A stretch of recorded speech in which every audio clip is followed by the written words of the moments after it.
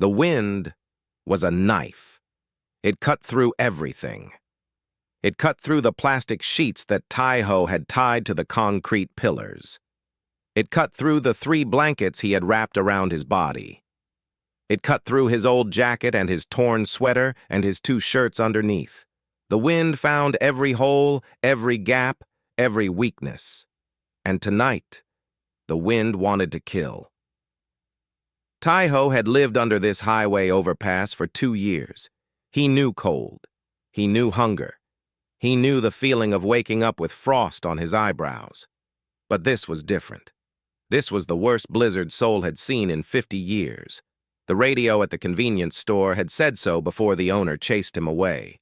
Minus 25 degrees. That was what they said. Tai-Ho did not need a number to know the truth. He could feel it in his bones. He could feel it in the way his fingers refused to move. He could feel it in the ice forming on his beard. The snow fell thick and heavy. It piled up around his shelter like a white wall.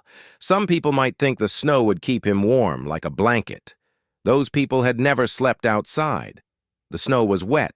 The snow was heavy. The snow would collapse his shelter and bury him alive if he was not careful. Tai-Ho had been a construction worker once. He had built apartment buildings. He had built shopping centers. He had built homes for other people to live in. Then the accident happened. His back was broken. The company said it was his fault. There was no money. There was no job. There was no family left to help him. That was 7 years ago. Now he was 42 years old, and he was trying not to die in a blizzard. He had a small fire burning in a metal can. The flame was tiny, but it was everything. He fed it small pieces of cardboard, one at a time. Too much and the fire would grow too big. It would melt the plastic sheets above him. It would attract attention. Too little and the fire would die. And then he would die too. The emergency shelters were open tonight. The city had announced it on the radio. Warm buildings, hot food, beds with real mattresses. Tai-Ho did not go.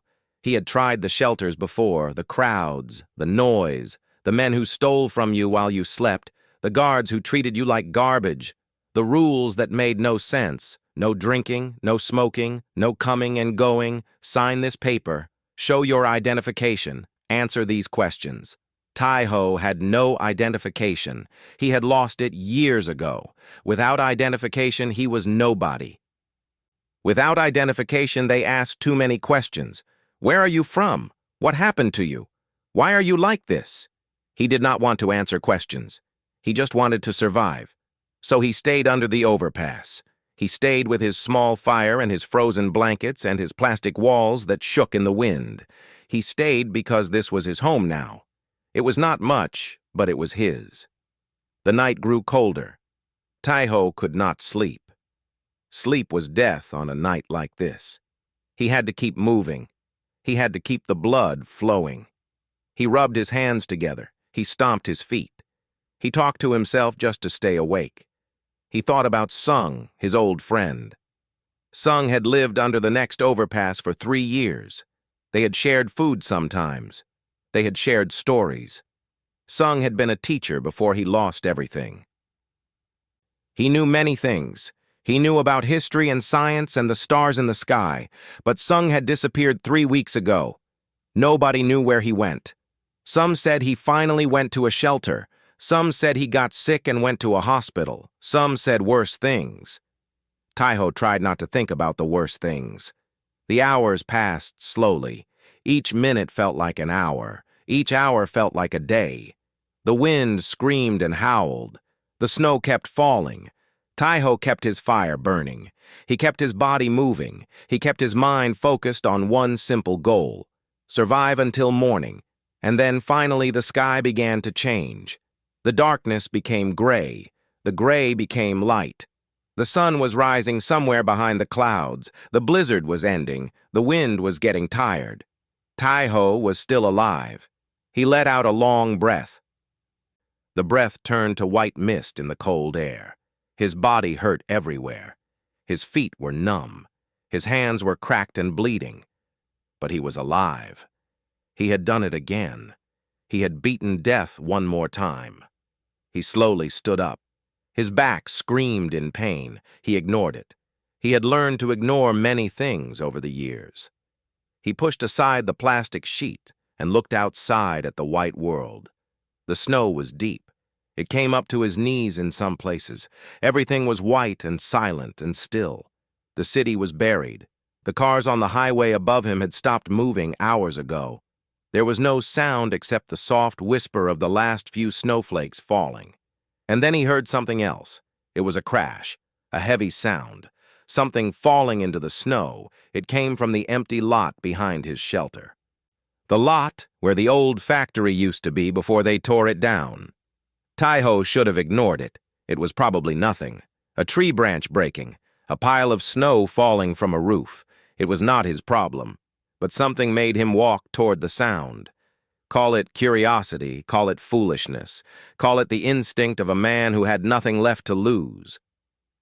He walked through the deep snow. It was hard work. His legs were weak. His body wanted to rest, but he kept walking. He pushed through the white drifts until he reached the empty lot. And then he stopped. His breath caught in his throat. His heart forgot to beat. There was something lying in the snow, something big, something impossible. It looked like a dragon. The creature was the size of a car. Its body was covered in scales that shone like hammered silver. It had wings, but the wings were torn and broken. It had a long tail that lay twisted in the snow. Dark blood was pooling around it, turning the white snow red. Taiho could not move. He could not think. Dragons were not real. Dragons were stories for children. Dragons were paintings in old temples. Dragons did not fall from the sky and land in empty lots in Seoul. But this dragon was here. This dragon was real. This dragon was bleeding and dying in the snow in front of him. The creature's head moved slowly. One golden eye opened and looked directly at Taiho. The eye was beautiful and terrible. It was old, older than anything Taiho had ever seen. It held pain and fear and something else, something that looked almost like hope. And then a voice spoke inside Taiho's head, not in his ears, inside his mind. The voice was soft and desperate and female. "Human," the voice said. "Please, I need shelter."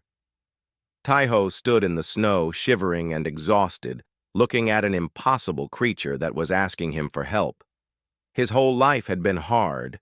His whole life had been one struggle after another. Nothing made sense anymore. Maybe nothing ever had. But he knew one thing. He knew what it looked like when something was dying alone in the cold. He had seen that look in the eyes of other homeless people. He had seen it in his own reflection. He could walk away. He could pretend he never saw this. He could go back to his shelter and his small fire and his fight to survive. Or he could help. Taiho made his choice. He took a step forward through the snow toward the dying dragon. His voice was rough from the cold and the long night. "Can you move?" he asked. The golden eye blinked. The voice in his head sounded surprised. "You are not running away." It was not a question. It was wonder. Taiho shrugged. "I have seen strange things before. Can you move or not?" The dragon tried to stand. Its legs shook. It collapsed back into the snow with a sound of pain. "I can change my size," the voice said. "I can become smaller, but it will hurt." "Do it," Taiho said. "My shelter is small. You will not fit like this." The creature looked at him for a long moment. Then its body began to glow with soft silver light. It began to shrink. The scales shifted and moved. The wings folded and disappeared. The long body grew smaller and smaller until the dragon was roughly the size of a large dog. The creature screamed in Taiho's mind. The pain was terrible, but when it was done, the smaller dragon lay in the snow, breathing hard. Still bleeding, but alive. Taiho bent down. His back hurt. Everything hurt. But he picked up the creature in his arms. It was surprisingly light. It was warm against his frozen chest. "Hold on," he said. "My shelter is not much, but it is dry. It is safe." He carried the dragon through the snow, back toward the highway overpass, back toward his home of plastic and cardboard and determination. The sun continued to rise. The blizzard was over, but something new was beginning. Tai-Ho laid the creature down on his sleeping mat. The mat was just old blankets stacked on cardboard, but it was the softest thing he owned. The dragon was shaking. Its silver scales were dull now, and the wounds on its body were still bleeding slowly. He looked at the creature for a long moment. His mind was full of questions. What was this thing? Where did it come from? Why did it fall from the sky? But questions could wait. Right now, the creature needed help. Tai-Ho had learned basic first aid years ago at his construction job. He did not know if the same rules worked for dragons, but he had to try. He found his cleanest rag and pressed it against the biggest wound on the creature's side. The dragon made a small sound of pain but did not move away. "Hold still," Tai-Ho said. "I need to stop the bleeding." The voice came again inside his head, softer now, weaker. "You are helping me." "Yes." "Why?" Tai-Ho did not answer right away. He kept pressing on the wound. The blood was slowing down. That was good. Finally, he spoke. "Because you asked." The dragon's golden eye watched him. There was confusion in that eye, and something else, something like wonder. "I have watched your kind for many years," the voice said. "Humans are cruel. They hurt each other. They ignore suffering. They step over their own people dying in the streets." Tai-Ho nodded slowly. He knew this was true. He had experienced it himself. People walking past him like he was invisible. People looking away when he asked for help. People treating him like garbage because he had no home. "Some humans are cruel," he agreed. "Some are not. We are not all the same." "But you have nothing," the dragon said. "I can feel it. You are cold. You are hungry. You are alone. Why would you share what little you have with a stranger?" Tai-Ho thought about this question. It was a good question. He wrapped another rag around the dragon's wounded wing. The wing was thin and delicate, like paper made of silver. "Maybe because I know what it feels like," he finally said.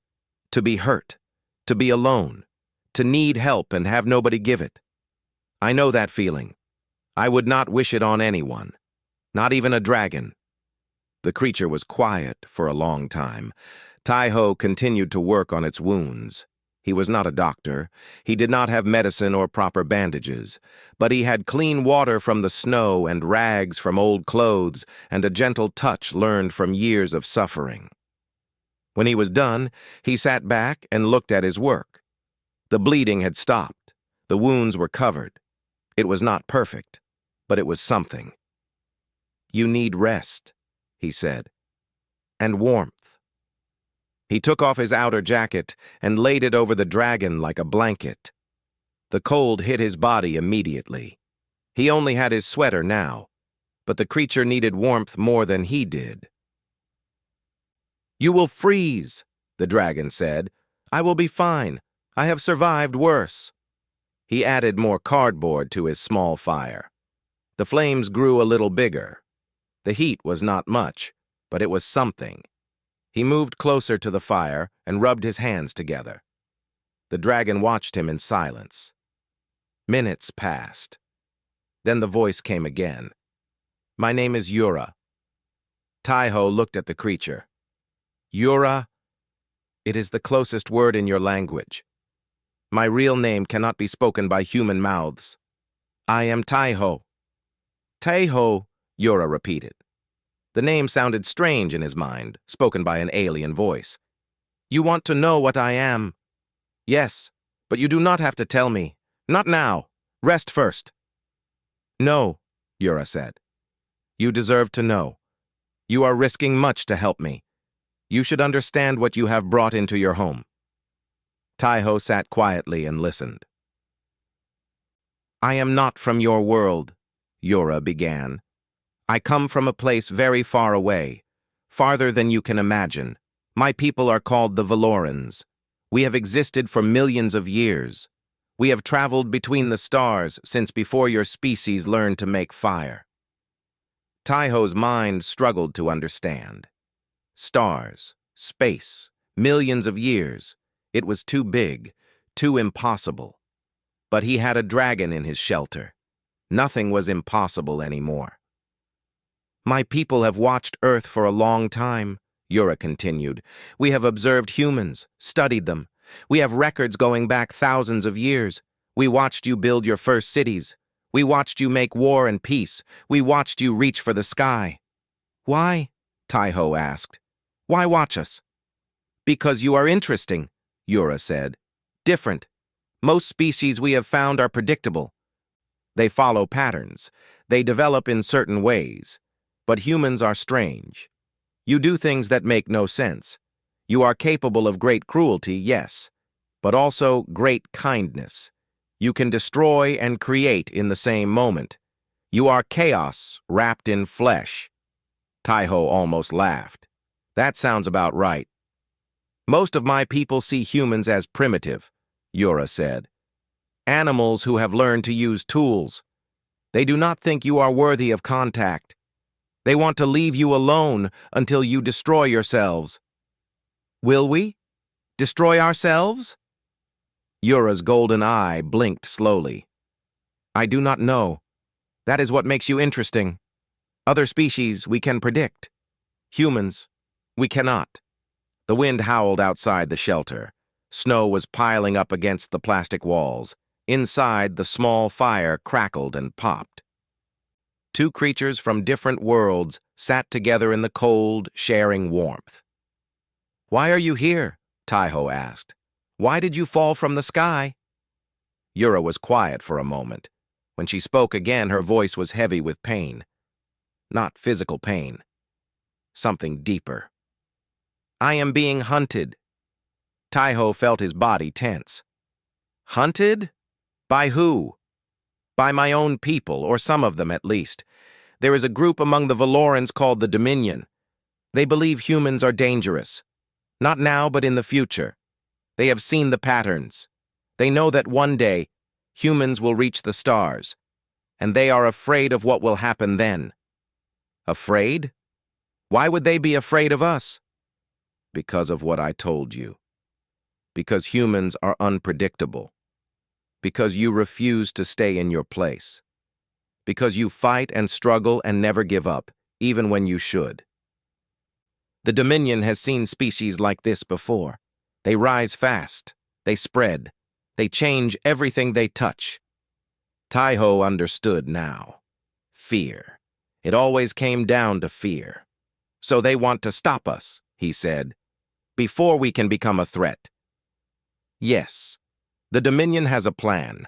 They want to sterilize Earth, kill every human, make it look like a natural disaster, a plague or a meteor or something else. They have done it before to other worlds. They are very good at it." The words hit Taiho like a punch to the stomach. Kill every human. His mind could not wrap around it. 7 billion people, all dead, because some aliens were afraid of what might happen in the future. "And you?" he asked. "What do you want?" "I was part of a group that opposed the Dominion," Yura said. "We gathered evidence of their plans. We were going to take it to the Galactic Council. They could stop the Dominion. They could protect Earth. But we were betrayed. Our ship was attacked. My companions were killed. I barely escaped. The evidence. Do you still have it?" "Yes. It is inside me. Stored in my memory. If I can transmit it to the Council, Earth will be saved. But the Dominion knows this. They are hunting me. They will not stop until I am dead." Taiho looked at the small dragon lying on his sleeping mat, wounded, weak, carrying the fate of humanity inside her mind. It was too much. It was insane. But he had stopped being surprised by insane things long ago. "How long do we have?" he asked. Yura's eye closed for a moment. When it opened again, there was fear in it. The hunters are coming. They tracked my ship. They know I survived. They will be here within 3 days. 3 days. Tai-Ho had 3 days to help an alien dragon save the entire human race. He was a homeless man living under a highway. He had no money, no power, no connections. He had nothing but cardboard walls and a small fire and a stubborn refusal to die. He should have been terrified. He should have run away. He should have told Yura that this was not his problem. Instead, he reached for his small bag of supplies. He pulled out his last can of food, beans, cold and plain, but they were calories. He opened the can with his old knife and held it out to Yura. "Here, eat." Yura stared at the can. "That is your food. You need it more than I do. Eat." "But you will starve." "I have starved before. I am still here." Slowly, carefully, Yura extended her neck and began to eat from the can. Tai-Ho watched her. This strange creature from the stars, eating cold beans from a dented can in a shelter made of garbage. When she was finished, Yura looked at Tai-Ho with something new in her golden eye. Something Tai-Ho had not seen in a long time. Respect. "Why?" she asked again. "Why are you doing this?"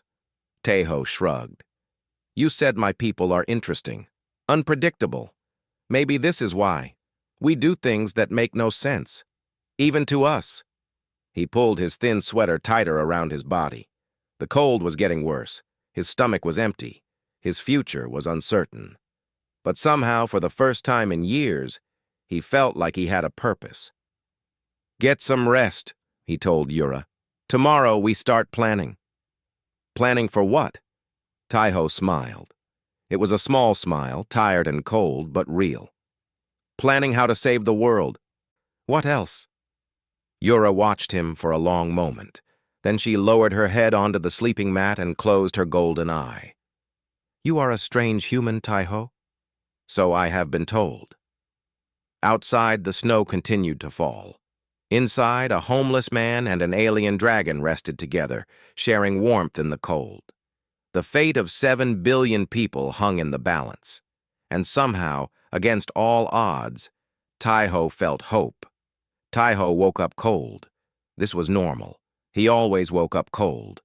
But today there was something warm pressed against his side. He opened his eyes and saw silver scales glinting in the weak morning light. Yura was still sleeping. Her breathing was slow and steady. The wounds from yesterday looked better. The bleeding had stopped completely, and some of the smaller cuts were already starting to heal. Whatever Yura was, her body could fix itself faster than any human could. Tai-Ho carefully moved away from her, trying not to wake her. His body ached everywhere. His back was screaming in pain, like it did every morning. His fingers were stiff from the cold. His stomach was empty and angry. He needed food. He needed warmth. He needed many things he did not have. But first, he needed information. He stepped outside his shelter into the frozen world. The blizzard had stopped, but the snow was still deep. The city was slowly waking up around him. He could hear cars moving on the highway above. He could hear distant sirens and the rumble of trucks clearing the roads. Normal sounds, normal life, people going to work, people buying coffee, people complaining about the weather. They did not know that aliens existed. They did not know that their entire species was in danger. They did not know anything. Tai-Ho walked through the snow to the small convenience store 3 blocks away. The owner, an old man named Byung-jin, sometimes gave him food that was about to expire. He was one of the few people who treated Tai-Ho like a human being. Today, Byung-jin was outside his store, shoveling snow from the entrance. He looked up when Tai-Ho approached. "You survived the night," Byung-jin said. It was not a question. "I always do." The old man nodded slowly. His eyes moved over Tai-Ho's thin body, his worn clothes, his pale face. "You look worse than usual. Come inside. I have some bread that is going stale." Tai-Ho followed him into the warm store. The heat hit his frozen skin like a wave. He stood near the door, not wanting to make a mess with his wet boots. Byungjin handed him a bag with 3 rolls of bread and a small container of cold rice. Here, eat. Thank you. The city says 3 people died last night. Homeless people, frozen in the streets. Byungjin's voice was heavy. I thought you might be one of them. Taiho ate the bread slowly. His stomach wanted him to eat faster, but he knew that was dangerous. Eat too fast after starving, and you get sick. I was lucky, he said between bites. Luck runs out eventually. I know. Byungjin was quiet for a moment. Then he spoke again. There were strange lights in the sky last night. During the storm, some customers were talking about it this morning. They said it looked like something falling, like a shooting star, but bigger.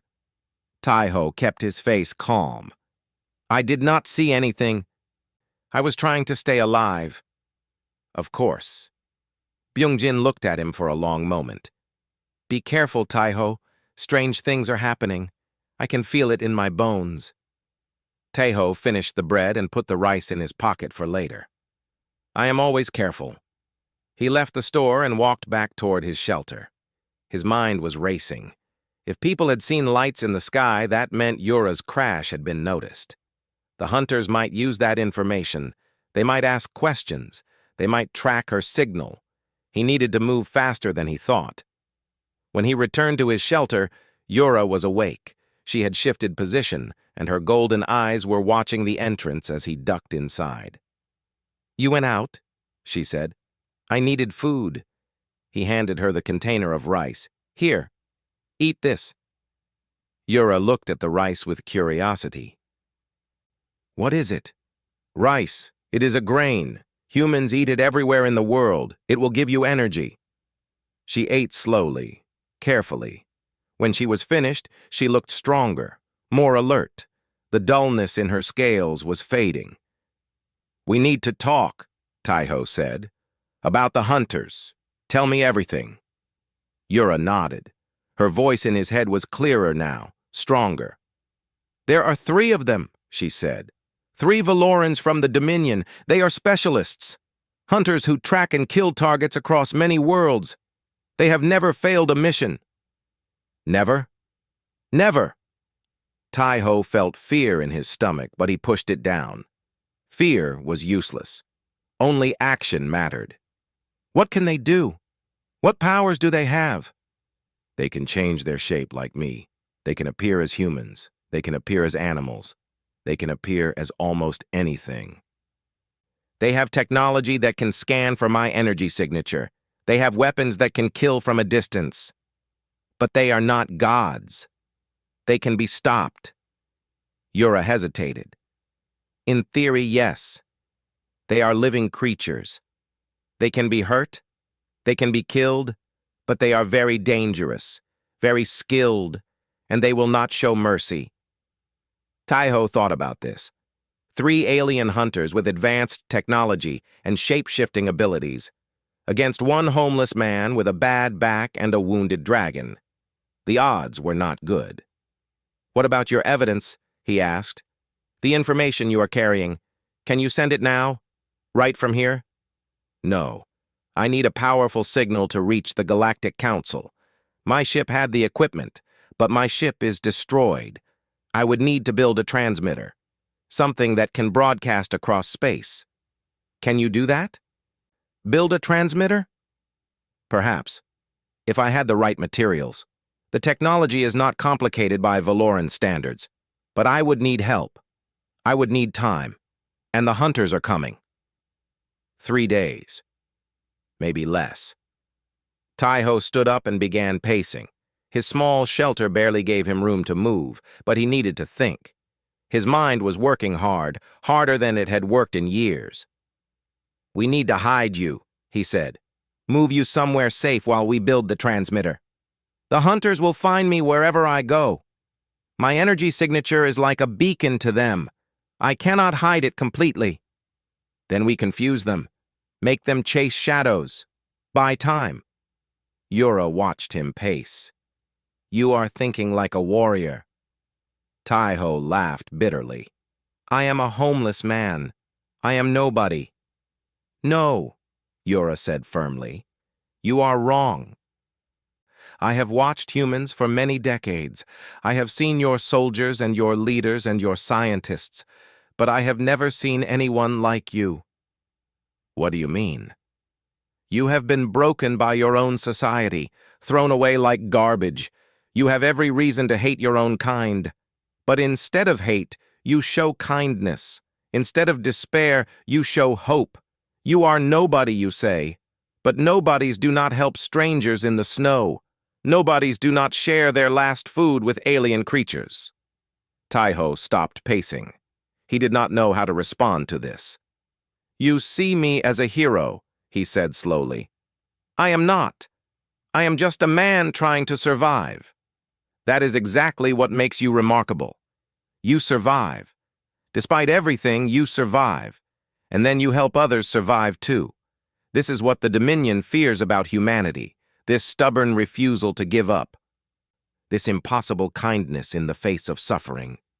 Taiho was quiet for a long moment. Outside, he could hear the city coming back to life, cars honking, people talking, the normal sounds of a world that did not know it was in danger. I cannot fight aliens alone, he finally said. I cannot build transmitters or outrun hunters. I am one man with nothing. Then find others. You said not all humans are cruel. Find the ones who are not. Taiho thought about this. He thought about the other homeless people he knew, the ones society had forgotten, the ones who had nothing left to lose. An idea began to form in his mind, a crazy idea, an impossible idea. There are people, he said slowly, people like me, people who live in the shadows, people who know how to survive when others want them to die. They have no power. They have no money. But they know things. They see things. They can move through the city without being noticed. You want to ask them for help? Yes. We cannot fight the hunters directly, but maybe we can confuse them, slow them down. The city is full of heat signatures and energy signals and noise. If we spread out, create distractions, make the hunters chase false trails. Yura's golden eyes grew bright. You want to use the chaos of humanity against them? Yes. The hunters are used to tracking single targets in open space. But this is Seoul. Millions of people. Countless signals. Endless chaos. Maybe that chaos can protect us. It is risky. Your friends could be killed. Taiho nodded. I will not force anyone to help. I will ask. I will explain. And they will choose for themselves. That is the human way. Yura looked at him for a long moment. Then she did something that surprised him. She bowed her silver head, a gesture of respect. You are not nobody, Taiho. You are exactly the kind of human the Dominion fears, and exactly the kind of human the galaxy needs.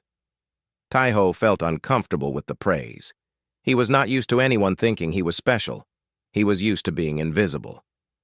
Save your admiration for later, he said. First, we survive. Then we can talk about what I am. He moved toward the entrance of his shelter. There was work to do, people to contact, plans to make. Where are you going? Yura asked. To find an old friend, someone who might know how to help us. Be careful, the hunters could already be here, watching. Taiho paused at the entrance.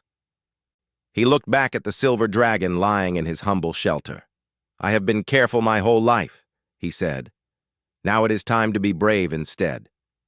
He stepped out into the cold and began walking. The snow crunched under his feet. The sun was rising higher, turning the white world golden. Somewhere out there, alien hunters were searching for Yura. Somewhere out there, the fate of humanity hung in the balance. And somewhere out there, a network of forgotten people was about to become the most important army in the history of the world. Taiho walked faster. He had 3 days to save everyone. He had better get started.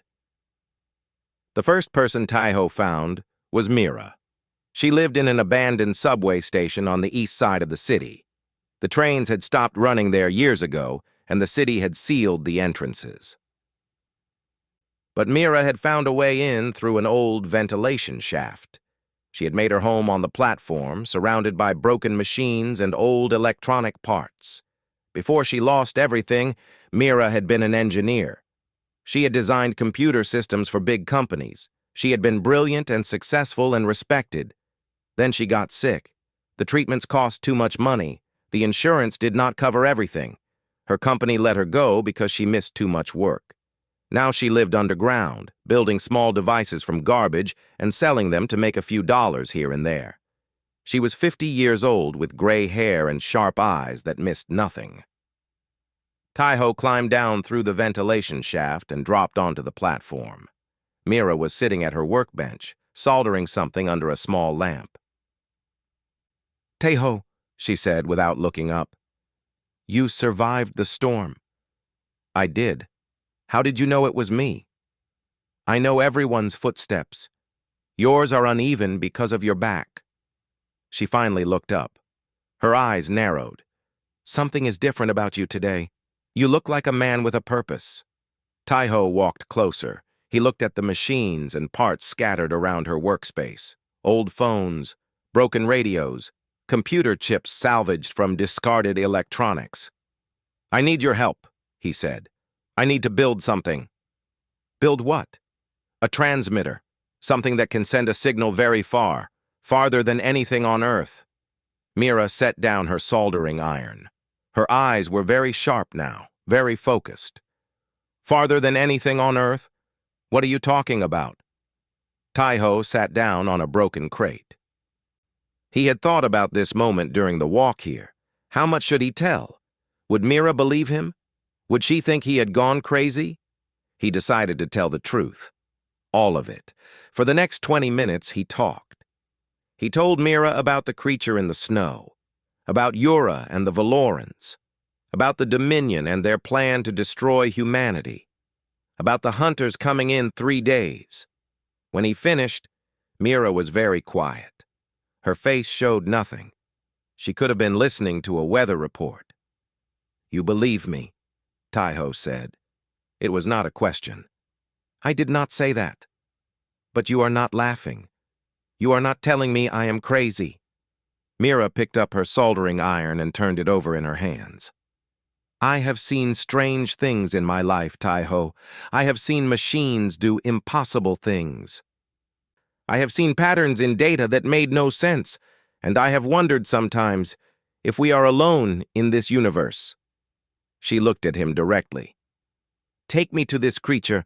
Let me see for myself." Taiho nodded. "Can you leave your home?" "I can leave for this. If what you say is true, nothing else matters." The second person Taiho found was Do-hyun. He lived in a tent in the park near the old military base. Do-hyun had been a soldier for 20 years. He had fought in battles. He had led men. He had been a hero with medals and honors. Then the war in his head started, the memories that would not stop, the nightmares that came every night. The doctors called it trauma. They gave him pills that made him feel like a ghost. He could not work. He could not sleep. He could not be the man he used to be. The army said thank you for your service and let him go. His family could not understand why he was different. His friends stopped calling. Eventually, he ended up in a tent in the park, jumping at loud noises and talking to ghosts that only he could see. But Do-hyun still had his training, he still had his instincts, and he still had the heart of a soldier, even if everything else was broken. When Taiho found him, Do-hyun was cleaning a small knife. His hands were steady, his eyes were clear today. "Taiho, it is not like you to visit in daylight. I need your help." "With what?" "With a war." Do-hyun looked up. Something flickered in his eyes. Interest, maybe even hope. "Tell me more." The third person was Jisoo. She was only 17 years old. She had run away from home 2 years ago when the hitting got too bad. She survived on the streets by being fast and smart and invisible. She knew every alley in the city, every hidden path, every way to move without being seen. Taiho found her near the market, picking through garbage for food. She saw him coming and almost ran. "Wait," Taiho said. "I am not going to hurt you. I have food." He held out one of his bread rolls. Jisoo watched him suspiciously, but hunger won over fear. She took the bread and ate it quickly. "What do you want?" she asked. "I need someone who knows how to move through the city without being noticed. Someone fast and smart. Someone the police cannot catch." Jisoo laughed bitterly. "You just described me. But why should I help you?" Taiho looked at her young face. She had hard eyes for someone so young, eyes that had seen too much pain. "Because something bad is coming," he said. "Something that will hurt everyone, rich and poor, young and old, and I need help to stop it." "You are crazy." "Maybe. But if I am right, will you help?" Jisoo was quiet for a long moment. Then she shrugged. "I have nothing better to do. Show me." The fourth person was someone Taiho did not expect to find. Sung. His old friend was alive. He was not dead or in a hospital. He had moved to a different part of the city after some trouble with local gangs. He was living in a basement of an abandoned building, teaching reading and writing to other homeless people who had never learned. When Taiho found him, Sung dropped his book and hugged him like a brother. "I thought you might be dead," Sung said. "The blizzard was so bad."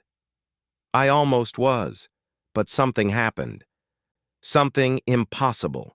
Sung listened to the whole story without interrupting. When Taiho finished, the old teacher nodded slowly. "I always believed we were not alone in the universe," he said. "The stars are too many.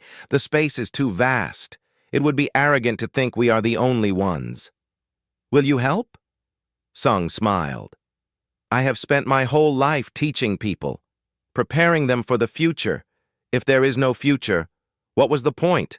Of course I will help." By the end of the day, Taiho had gathered 5 people in his shelter under the highway. Mira, Do-hyun, Jisoo, Sung, and himself. They stood in a circle around Yura, who had recovered enough to hold her head up. The silver dragon looked at each of them with her golden eyes. "These are your warriors?" she asked in all their minds. "An engineer, a soldier, a child, and a teacher?" "Hey," Jisoo said, "I am not a child." "We are what we have," Taiho said. "Can you work with us?" Yura was quiet for a moment. Then she made a sound that Taiho realized was laughter. "I have seen armies of millions. I have seen warships that could destroy planets. But I have never seen anything like this. 5 broken humans ready to fight for a world that has forgotten them." "Is that a yes?" Mira asked impatiently. "That is a yes. Tell me what you need." For the next hour, they planned. Mira examined Yura's scales and asked questions about Valoran technology. The transmitter would need certain materials: copper wire, circuit boards, a power source, things that could be found in the city if you knew where to look. Do-hyun asked about the hunters, their weaknesses, their tactics, how they moved, how they thought. He was already planning defenses in his head. Jisoo memorized the streets around the shelter, escape routes, hiding places, where to run if everything went wrong. Sung asked about the Galactic Council, the politics of the stars. What would happen after the message was sent? He wanted to understand the bigger picture. And Taiho coordinated everything. He listened to each person. He brought their ideas together. He made decisions when decisions were needed. "You are a natural leader," Yura observed. Taiho shook his head. "I am just a man who does not want to die." That is often how the best leaders start. As night fell, the group prepared to move. They could not stay in one place. The hunters would find them too easily. Instead, they would split up, confuse the enemy, make them chase shadows. Mira would start building the transmitter in her underground station. The subway tunnels would shield her from most scanning technology. Do-hyun would set up false trails around the city, heat signatures, decoy signals, Anything to make the hunters waste time. Jisoo would be their messenger, moving between the groups, carrying information, staying invisible. Sung would spread the word to other homeless people. Get them ready. In a few days, they might need more help. And Taiho would stay with Yura, protect her, move her when necessary. Before they separated, Sung spoke. We are doing something important tonight, something that matters. Most of us have been told our whole lives that we do not matter, that we are nobody, that the world is better without us. He looked at each of them. His old eyes were burning with something fierce. Tonight we prove them wrong. Tonight the nobodies save the world. Nobody argued with that. They moved out into the cold night. 5 forgotten people against an enemy from the stars. The odds were impossible. The plan was crazy, but they were humans, and humans had a habit of doing impossible things. Yura watched them go from Taiho's arms. Her golden eyes were wet. They are going to risk their lives, she said, for a creature they just met, for a world that has hurt them. Yes, Taiho said simply. Why? Taiho thought about his answer, about all the pain and loneliness and suffering, about the cold nights and the empty stomach and the people who looked through him like he was glass. Because this is who we are, he finally said, broken, forgotten, thrown away, but still fighting, still hoping, still human. He carried Yura into the night. The stars were visible above, bright and cold and infinite. Somewhere out there, hunters were coming, but Earth was not going to go quietly, not tonight. Not ever. The hunters arrived on the 3rd night. Taiho felt them before he saw them, a wrongness in the air, a pressure in his chest. Yura, curled in his arms, suddenly went stiff. They are here, she whispered in his mind. 3 of them. They just entered the city. Taiho was hiding in an abandoned factory on the outskirts of Seoul. They had moved 4 times in the past 2 days, never staying in one place for more than a few hours.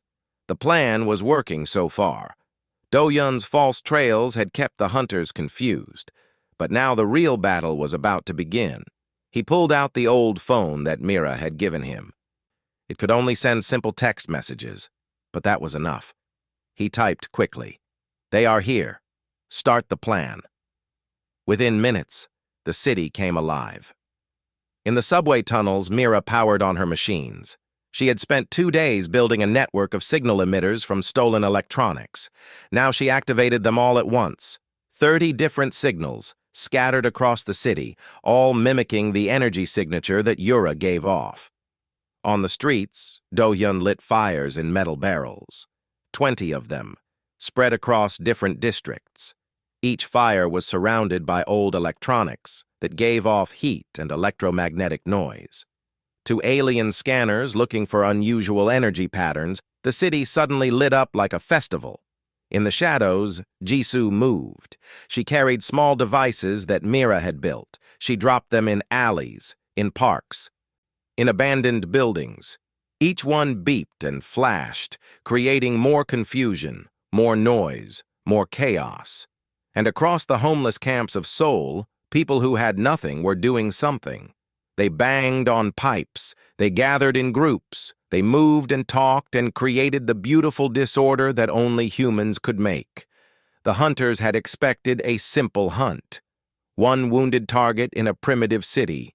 Easy. Instead, they found chaos. Taiho watched through a crack in the factory wall. He could not see the hunters directly, but he could see their effects. Lights in the sky. Pulses of energy hitting buildings where Mira's decoy signals were strongest. The hunters were striking, but they were striking shadows. It is working, Yura said. Her voice was weak but hopeful. They are confused. They cannot find me in all this noise. How long will it last? Not long enough. They will figure it out soon. They are not stupid. Taiho's phone buzzed. A message from Mira. Transmitter ready. Need Yura here. Subway station B7. His heart jumped. The transmitter was done. If they could get Yura to Mira, they could send the message. They could save Earth. But the subway station was across the city, and the hunters were between them and salvation. "Can you move?" Taiho asked Yura. "Yes, I am stronger now. Your food helped. Your warmth helped. Then we move. Now." He carried Yura out of the factory and into the night. The streets were slippery with ice. The air was bitter cold. But Taiho moved fast, faster than he had moved in years. His back screamed in pain. His legs burned. He ignored it all. They had made it 3 blocks when the first hunter found them. It appeared from the shadows like a nightmare. One moment the street was empty. The next, something was standing there. It looked almost human, but wrong. Too tall, too thin. Its eyes glowed with cold blue light. "Stop," it said. Its voice was like ice scraping on glass. "Give us the traitor. You will not be harmed." Taiho stopped. His heart was pounding. His breath was coming fast. This was the enemy. This was death standing in front of him. "No," he said. The hunter tilted its head. It seemed genuinely confused. "No, you are one human. Weak, old, broken. You cannot fight us. You cannot run from us. Give us what we want and live." Taiho looked at the creature. He thought about all the years of suffering, all the cold nights, all the hunger and pain and loneliness. He thought about the people who had looked through him like he was invisible, the society that had thrown him away. And he thought about Mira building machines in the dark, Do-hyun setting fires across the city, Jisoo running through shadows, Sung spreading hope among the hopeless. He thought about what it meant to be human. "You have watched us for centuries," Taiho said. "You think you know us. You think we are primitive, weak, easy to destroy." The hunter stepped closer. Its blue eyes burned brighter. "You are nothing, a dying species on a dying world. The Dominion is doing you a favor. Your end will be quick." Taiho smiled. It was not a happy smile. It was the smile of a man who had nothing left to fear. "You are wrong about us. You see our weakness, but you miss our strength. Yes, we suffer. Yes, we hurt each other. Yes, we are broken in 1,000 ways, but we never stop fighting. We never give up, even when we should." He shifted Yura in his arms. The small dragon was watching with wide golden eyes. "I am homeless. I live under a bridge. I have no money, no power, no future. By your standards, I am nothing. But tonight, this nothing is going to save the world." The hunter made a sound that might have been laughter. "How? You cannot even save yourself." "I do not need to save myself. I just need to buy time." At that moment, Do-hyun appeared from the alley behind the hunter. He moved silently, like the soldier he had been. In his hand was a metal pipe wrapped in wire. Mira had modified it, charged it with electricity from an old car battery. He swung it at the back of the hunter's head. The blow connected with a crack of thunder and a flash of light. The hunter screamed, a sound that was not human at all. It spun around, clawing at the air. Do-hyun was already moving, dodging, leading it away from Taiho. "Run!" Do-hyun shouted. "I will hold it!" Taiho ran. He ran through streets he barely knew, following the map Jisoo had drawn for him. Left, right, straight through an alley, over a fence. His body was failing. His back was on fire. His lungs were burning, but he kept running. 2 blocks from the subway entrance, the second hunter found him. This one was faster. It appeared in front of him, blocking his path. Its form shifted and changed, becoming something with claws and teeth and cold, cold eyes. "The others are dead," it hissed. "Your soldier friend, the old teacher, all dead. You are alone." Taiho did not believe it. He could not afford to believe it. "Then kill me," he said, "if you can." The hunter lunged. Taiho threw himself to the side, falling hard on the frozen ground. Yura flew from his arms, tumbling across the ice. The hunter turned toward her, claws raised, and then a small figure dropped from the fire escape above. Jisoo landed on the hunter's back, jamming something into its neck.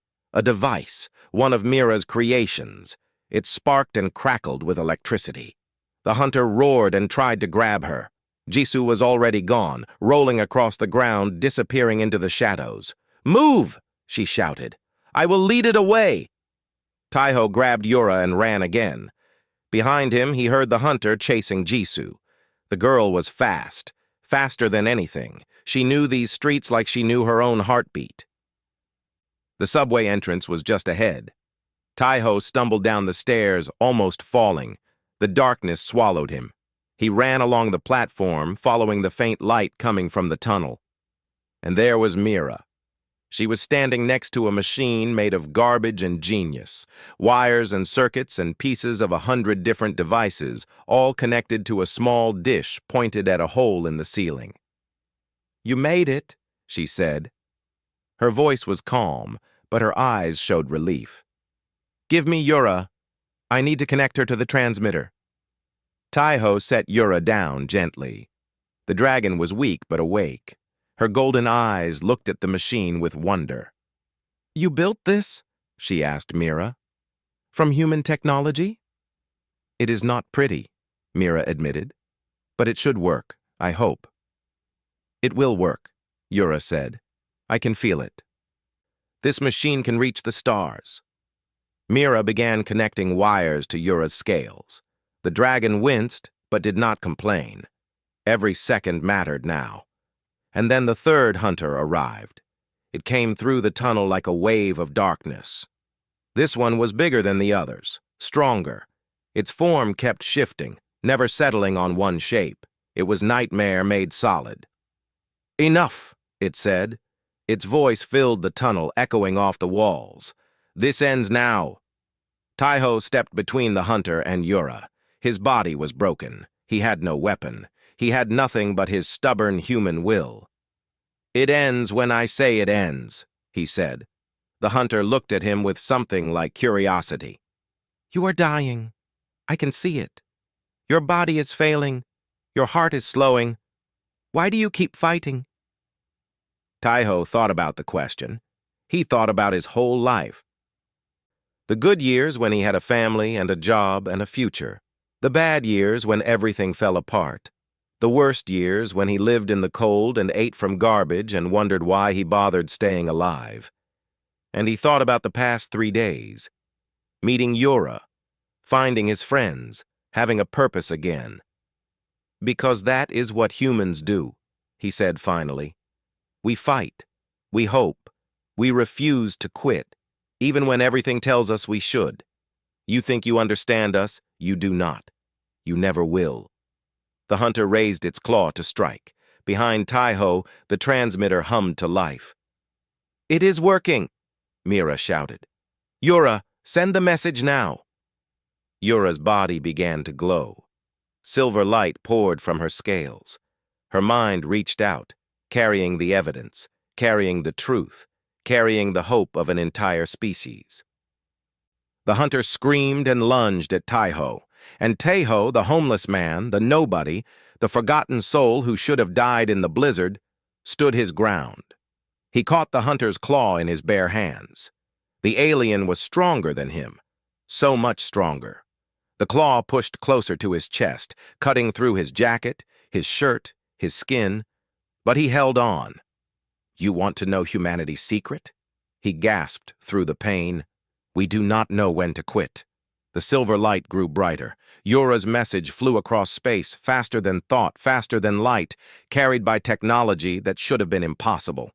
The hunter pushed harder. Taiho's arms were failing. His heart was slowing. The darkness was closing in. But he smiled. "Too late," he whispered. "The message is sent. Earth is saved. And you lost to a homeless man."